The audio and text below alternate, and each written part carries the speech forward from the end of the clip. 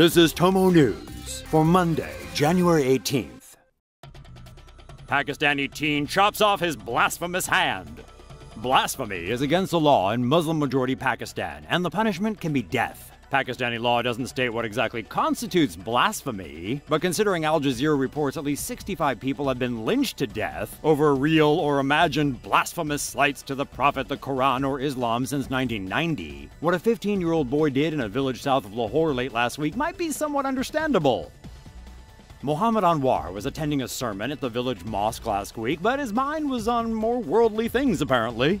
Local Imam Shabir Ahmed suddenly asked his captive audience how many people had stopped praying, and by extension therefore did not love the Prophet Muhammad. Anwar, jolted from his daydreams by the question, raised his hand, me, because, you know, it's good to participate. After the Imam called him a blasphemer in front of the congregation, 15-year-old Anwar took matters into his own hands, went home, and hacked off his blasphemous limb. The teen then presented his unholy appendage to the cleric on a plate, and Al Jazeera reports that as the boy walked through the village with his severed hand, he was showered with praise by locals and his own father, who couldn't have been prouder of his now one-handed, but presumably blasphemy-free son. You'll be pleased to know Imam Shabir Ahmed was arrested on Saturday and charged with terrorism-related offenses for inciting the boy to de-arm himself. As we recall, terrorism is also a capital offense in Pakistan. What you guys think? Should this religious instructor swing from a rope, or should we just go with an eye for an eye? Or in this case, of course, a hand for a hand. Deranged doctor locks a woman in a sex dungeon. Swedish police have revealed that a doctor who locked a woman in a sex dungeon did so because he, quote, wanted a girlfriend. The doctor drugged the woman on September 12th of last year, then drove 350 miles to lock her away at his rural home. The 38-year-old doctor kidnapped the woman from her Stockholm flat after feeding her chocolate-covered strawberries laced with rohypnol. Each strawberry laced with the date rape drug had been marked with a black pen. He then put the unconscious woman in a creepy latex mask before wheeling her to his car and driving to his rural property near Kristianstad in southern Sweden. He locked the victim up in a purposely built 60-square-meter underground bunker with 12.5-inch thick walls and reinforced steel doors. The doctor allegedly kept her inside the bunker for 6 days and raped her repeatedly. He even took blood samples and performed smear tests to check if she had STDs. But his plan to keep the woman locked up faltered when he returned to her flat to collect her belongings to find that friends had reported her missing. The doctor panicked and drove the woman to a Stockholm police station where he threatened her into telling officers she was okay. But the police realized something was wrong and took the woman aside, where she told them the truth about her horrific ordeal. Police believe the doctor intended to keep the victim captive for years. He has admitted drugging, kidnapping, and holding the woman against her will, but denies rape. The trial against the as-yet unidentified doctor is expected to begin on January 25th in a Stockholm court. China forces Taiwanese K-pop star Zhou Ziyu to apologize. There is only one China! And thank God Taiwan isn't a part of that hellhole of a dictatorship. China is easily butthurt. So when images of 16-year-old Taiwanese K-pop star Zhou Ziyu surfaced of her waving a flag of Taiwan on a South Korean television show, they of course lost it. Chinese internet users demanded that she and her band Twice be banned from performing in China. So what did Zhou's South Korean management company, JYP Entertainment, do? They made her film a lame ISIS-esque forced apology video.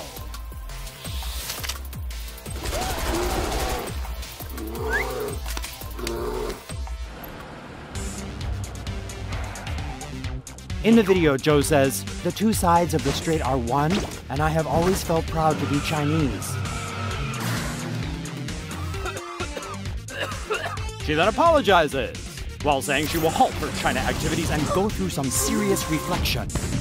Zhou's pathetic manager, Park Jin-young, also apologized.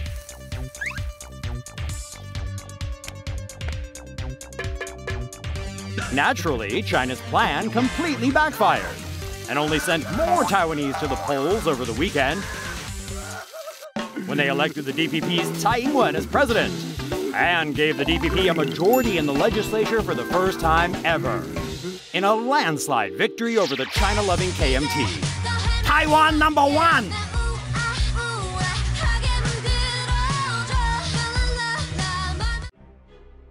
Three U.S. contractors taken from Baghdad apartment by unknown gunmen. 3 American contractors in Iraq are missing after allegedly being kidnapped, Iraqi security officials have said. A senior official told CNN that the 3 men, one a U.S. national and the others dual U.S.-Iraqi nationals, were in an apartment in the Dora district of Baghdad on Friday when they were taken by a group of gunmen. The 3 men were then taken away in a convoy of several vehicles, the security source added. The company employing the 3 informed authorities on Sunday that the contractors were missing. The U.S. State Department said, "We are working with the full cooperation of the Iraqi authorities to locate and recover the individuals." SpaceX Falcon rocket fails to land and explodes on a drone ship. Elon Musk, the billionaire entrepreneur and founder of space company SpaceX, posted a video on Instagram where he shows a Falcon reusable rocket exploding after coming back from space and attempting to land on a drone ship.